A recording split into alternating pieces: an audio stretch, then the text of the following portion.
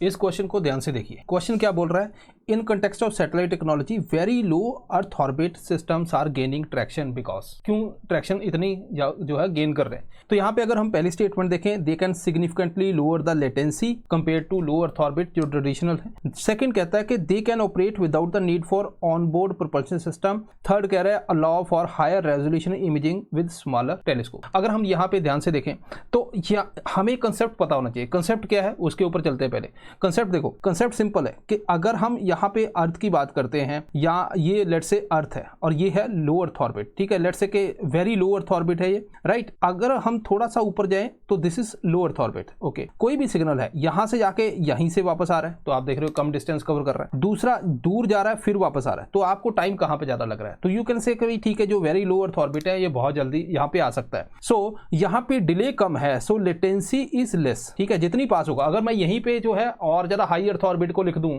तो आप कहोगे हाई अर्थ ऑर्बिट में तो सिग्नल बहुत टाइम लगाएगा फिर वापस आएगा, तो वहां पे लेटेंसी यानी कि डिले इज वेरी हाई। सो ये कंसेप्ट है। अब यहां पे देखो, दे कैन ऑपरेट जो है without need for onboard propulsion system. देखिए अर्थ की ग्रेविटी लग रही है, ठीक है, अर्थ की क्या लग रही है, ग्रेविटी। तो एटमॉस्फेरिक ड्रैग बहुत ज्यादा है। जैसे इंटरनेशनल स्पेस स्टेशन अगर उसको हम प्रोपल्शन मॉड्यूल से जो है बेसिकली फोर्स ना करें तो वो दोबारा अर्थ की तरफ आने लगता है, तो फ्यूल चाहिए यहाँ पे क्योंकि ड्रैग बहुत है। सो यहाँ पे ऐसा हो ही नहीं सकता, तो ये तो गलत है। यहाँ पे तो बल्कि फ्यूल बहुत ज्यादा चाहिए होता है, तो second statement incorrect. Higher resolution ठीक है ना। यहाँ पे क्या लो लेटेंसी ये भी ठीक है, ये भी ठीक है, तो मतलब यहाँ पे B is the right answer.